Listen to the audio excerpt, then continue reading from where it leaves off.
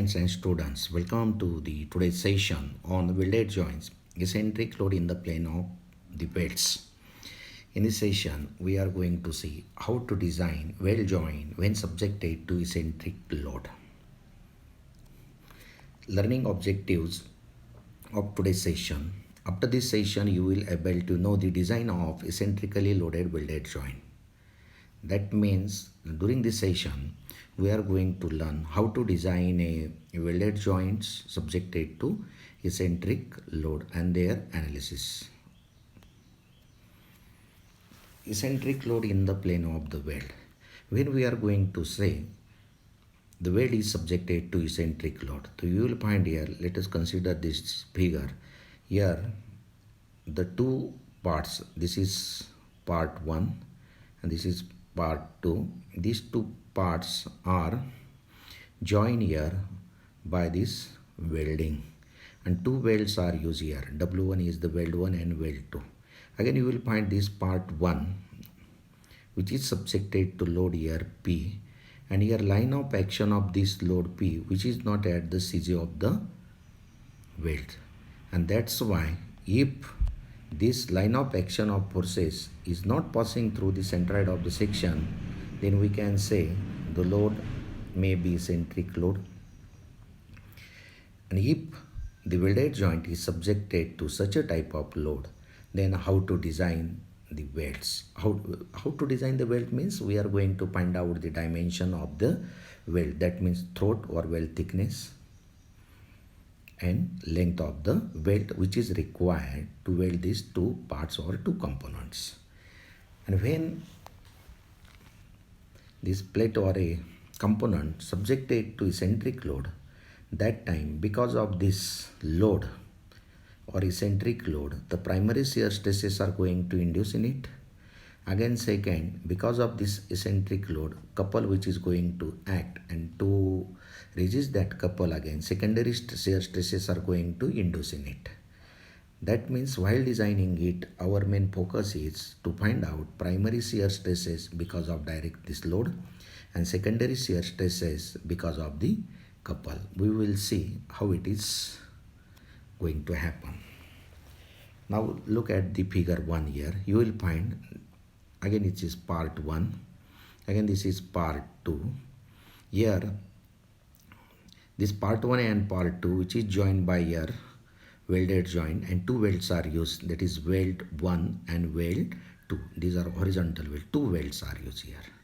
Again here G is the CG of the weld or CG of the group of the weld, that means W1 and W2.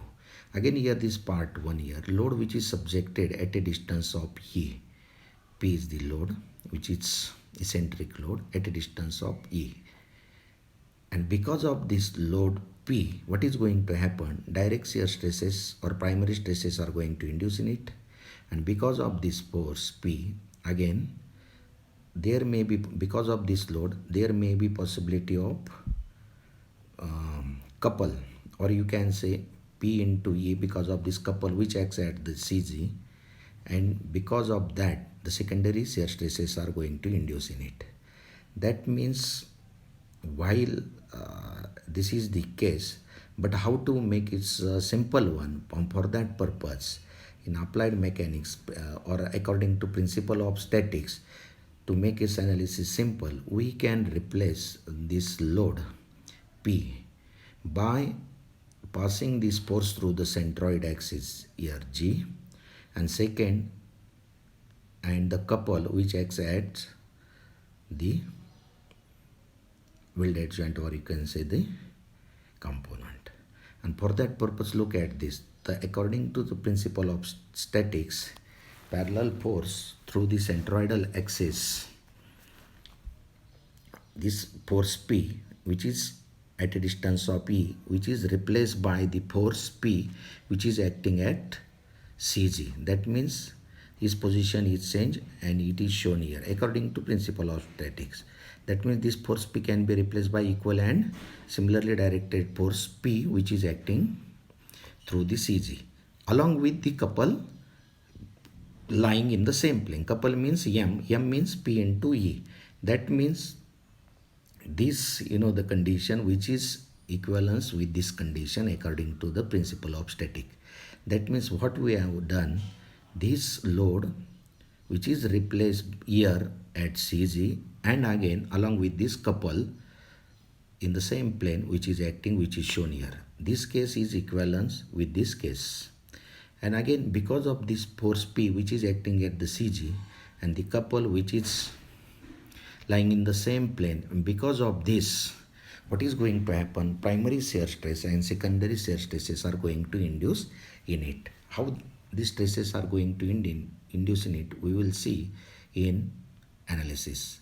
The next point is analysis of eccentrically loaded welded joint.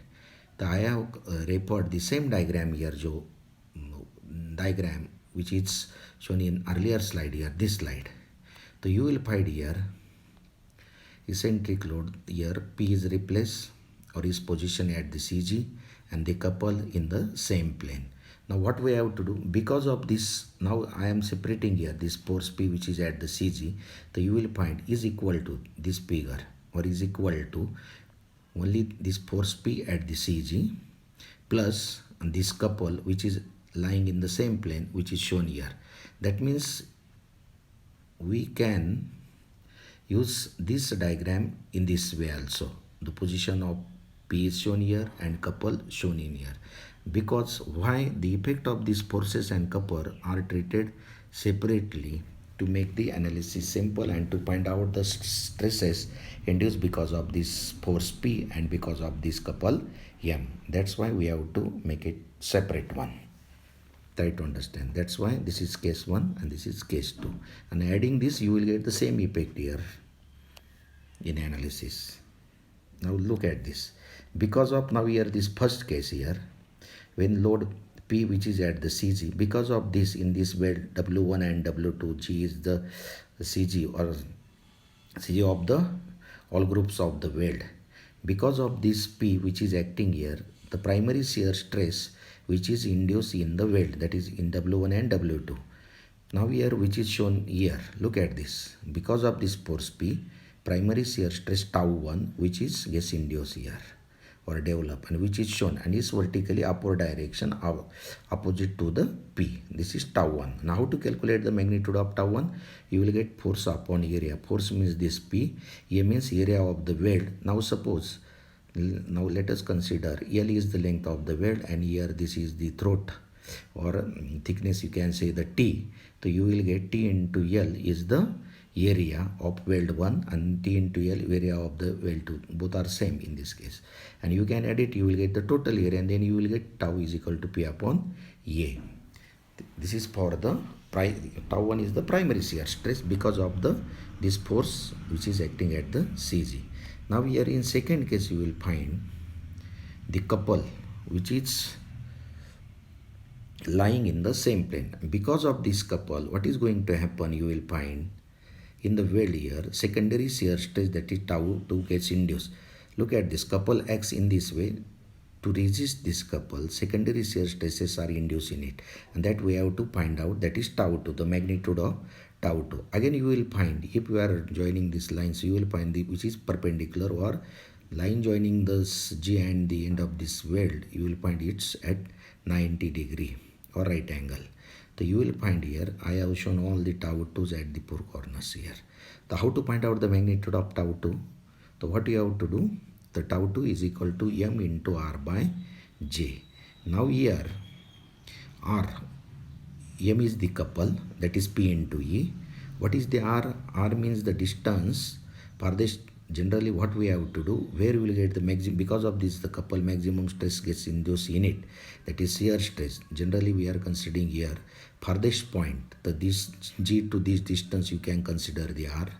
So you can consider any one of the point, and if asymmetric welds are used, that time we have to find out, suppose this distance is R1, then R2, R3, R4, and whichever is the, what you have to do, you have to find the farthest point. That means larger value of R1 or R2 or R3 or R4, that we have to consider as R, and upon J. J is the polar moment of inertia. That means because of this couple, secondary shear stress which gets induced opposite to this couple, and that is calculated by using MR by J. Try to understand. And R means this distance.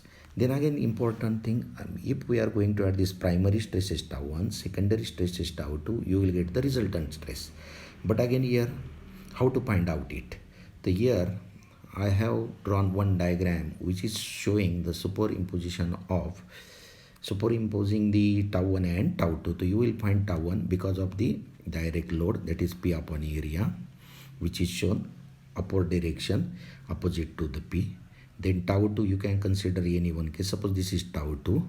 So you will get here resultant stress tau. How to find out this tau? To find out it tau, so what we have to do? First of all, we have to find the inclination of this tau 2 with this horizontal. How to find out it? Once you know this R, then when we are going to locate this CG, we will get this distance from this bottom weld or W2 or this distance from W1. By using the geometry, we can find out the vertical distance or this distance also in terms of R1, R2, R3 or R4. Then what we have to do? This angle we have to find out. The total here with the horizontal, the 180 degree, but this angle included by this 90. And if once you will find this angle or this, so what you will get? You will get this inclination of tau 2. Once you know, you will get this tau 2 inclination with the horizontal in this case. Or you can consider this case also, we have to find out this. Again this case, this angle that we have to find out. Then what we have to do? Because this tau 2 which is acting in this direction, it's not vertical or horizontal. So what we have to do? Find out the vertical component of the tau 2 and horizontal component of the tau 2. That means here, because of this tau 2, by using this inclination theta that we have to find out, we will get two components, vertical component and horizontal component. Then what we have to do? Add this vertical component of the tau 2 with the tau 1. Tau 1 is vertical. So you will get tau 1. And then horizontal component of the tau 2, you will get in terms of here tau 2 cos some angle here, inclination, suppose theta, the cos theta. That is another component. Then what we have to do? Once you know the vertical and horizontal, then we can use tau is equal to under root tau 1 square plus tau square. So you will get resultant stress tau. And once you know the tau, then this tau, what we have to do? Again here we have to substitute this tau is the permissible shear stress. Sometimes it may be given, otherwise you have to find out allowable or permissible shear stress for the weld material. Or otherwise 0.5 SYT upon FOS is equal to this tau. We can use it and find out the dimension or thickness of the weld here.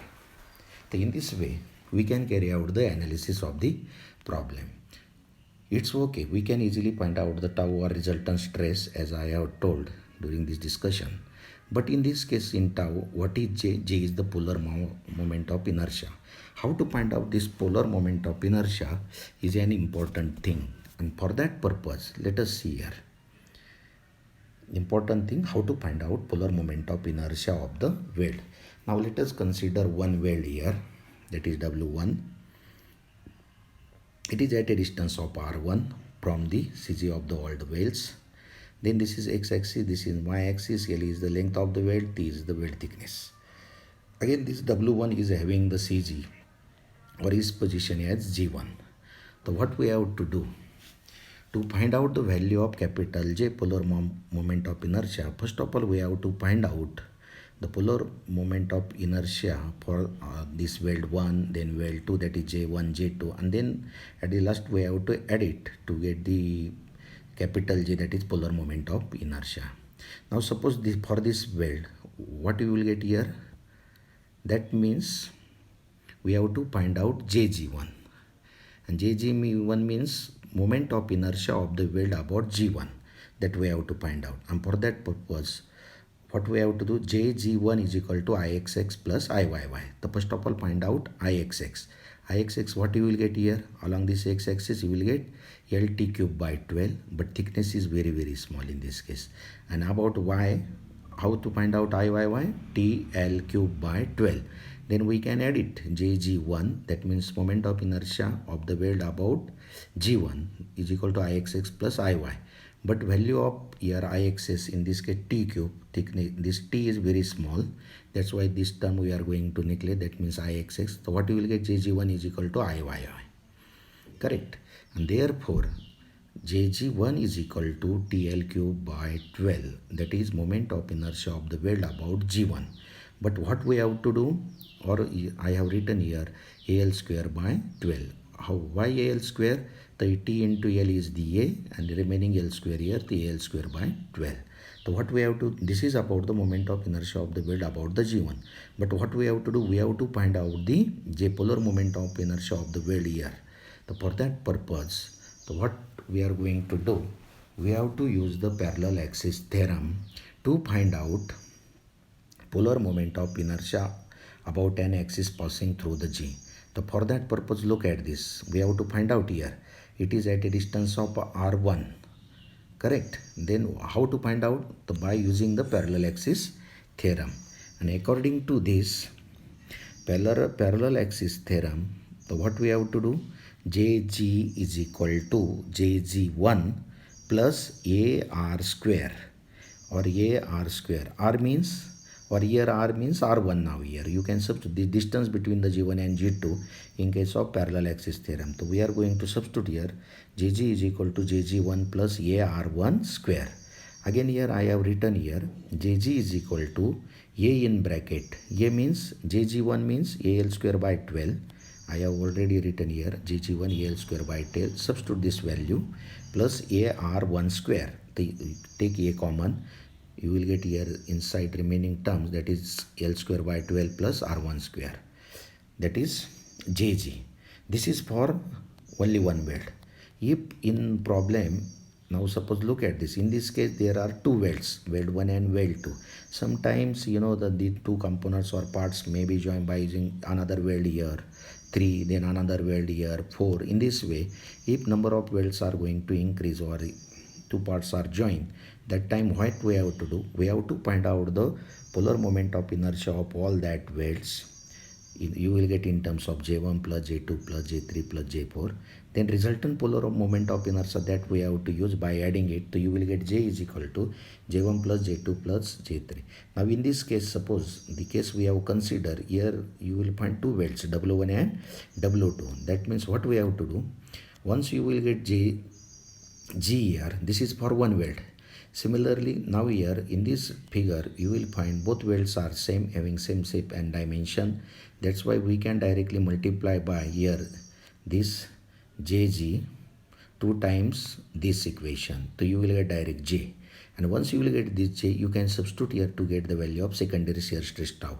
And once you will get the tau 2, I have already explained, to find out this angle theta here by using the geometry, total 180.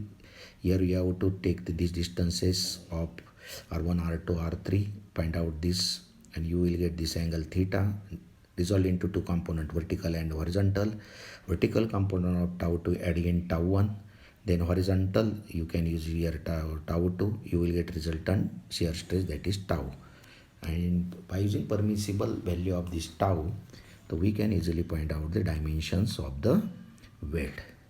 Now this is the case. So once again I would like to recap the procedure of design of weld subjected to eccentric load. Now in this case two welds are given. How to proceed? First of all, what you have to do, write down the given data. Now this is L1, this is L2, but L1 and L2 are same, both symmetric. Then thickness here T, here also thickness T. So what is the first step? Locate the G. That is important. The first of all, locate the CG. So for that purpose, we have to locate here CG1, then CG2, and then G of all the welds. That procedure we have to carry out. For that purpose, we have to find out this Y bar distance and X bar distance. So how to find out Y bar and X bar? Already we studied in applied mechanics. So how to find out the CG of the body. By using that principle, we can easily locate the CG here. Once after locating the CG, you have to find out the eccentricity. Sometimes it may be given directly, or sometimes you have to find out the E. Once you will get the E, then next steps, what you have to do? Here, apply the principle of statics, shift this P here at the CG, and here couple P into E to find out couple M is equal to P into E. Then next step, because of this P at the CG, you will get primary shear stress P upon area. So what we have to do, we have to find out the area of the welds. The weld 1 you will get T into L, weld 2 T into L, you can add it, your total weld area that you have to consider. So you will get tau 1 is equal to P upon area of the weld. Then second, because of the couples, secondary shear stresses are going to induce in a tau 2, and I have already explained here how to find out this tau 2. Again here, generally what you have to do, locate or take the position or take the tau 2 which of the point which is farthest from the CG. That is important. Which point we have to consider? Farthest point. And for that purpose, find out the tau 2 by using equation m into r by j, where r is the distance of the farthest point from the CG of the weld. That means this distance. Suppose this point is farthest, so you can say from this CG to this distance is the r. You can put here this r here. And what's about the j? Polar moment of inertia. Now in this problem, there are two weld W1 and W2. Find out here the j, polar moment of inertia of this weld and this weld. You can add it, but it's symmetric. Do the calculation for one weld. You can multiply it by 2. Directly you will get the j for both the welds here. That means resultant polar moment of inertia. And once you will get the tau 2. And once you will get the tau 2, so what you have to do? Find out the resultant stress. Then find out this angle theta, tau 2. Suppose this is the farthest point. How to find out the theta? This angle 90. The first of all, try to find out this angle. Then find out this angle. Once you will get this angle, find out tau 2 vertical component, tau 2 horizontal component. And once you will get two component of this tau 2, vertical component that you have to add in tau 1 plus tau 2 vertical component, you will get here tau 1. And then tau 2 horizontal component, you can directly substitute here, so you will get resultant tau here. And by this, tau is equal to in terms of t to find out the dimension of the weld. In this way, we can design the welded joint subjected to eccentric load. If you have any query, you please contact me at 9890426679 or mail me at pbkushare@kkvag.edu.in. Thank you. I have referred V.B. Bandari's book while preparing this presentation. Thank you.